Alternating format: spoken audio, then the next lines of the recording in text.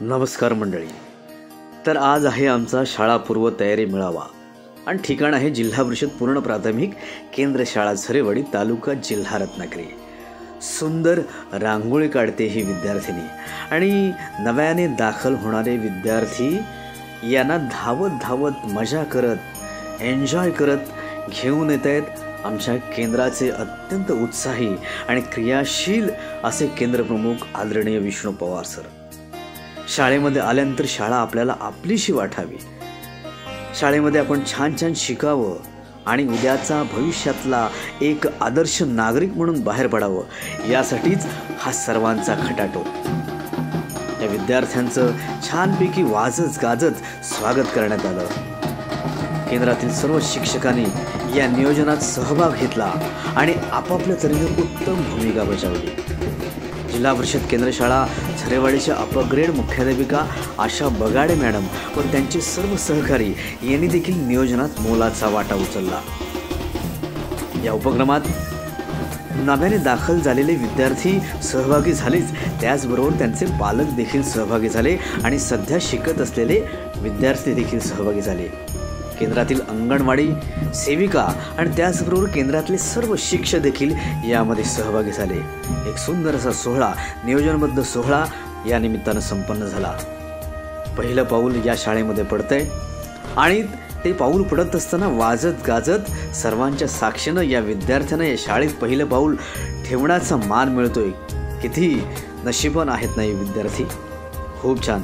शासनाने हा घेतलेला उपक्रम अत्यंत स्तुत्य आहे. मुलांच्या या प्रगतीकडे देऊ आता ध्यान, मुलांच्या या प्रगतीकडे देऊ आता ध्यान. पहिलं पाऊल शाळेमध्ये ठेवतील मुले, पहिलं पाऊल शाळेमध्ये ठेवतील मुले.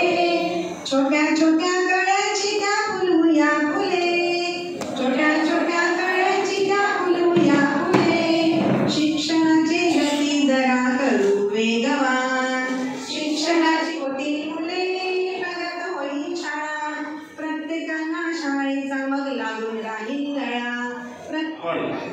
शाळा पूर्व तयारी मेळावा केंद्र सर घेतोय.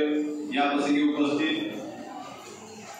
झरेवाडी ग्रामसेवक समितीचे शाळा समिती अध्यक्ष आदरणीय गोपालभाऊ, आमचे गावकर कळपटे ना, कळपटे, सर्व शाळेचे मुख्याध्यापक, अंगणवाडी सेविका, पालक वर्ग, की ज्यांची मुलं त्यांची आयुष्याची सुरुवात आज पहिल्यापासून काल रामनवमीच्या नंतर पहिल्या दिवशी शाळेमध्ये मुलं येत आहेत. 2024-25 मध्ये थोडक्यात उपदेश सांगणार आहे तुम्हाला. यामध्ये आपल्याला ही शाळा पूर्ण तयारी आपल्याला करण्याची का गरज आहे, वेळ का आहे, त्याची आपल्याला कोणती उद्दिष्ट आहे, ती उद्दिष्टे आपल्याला सर्वांना माहिती असली पाहिजे.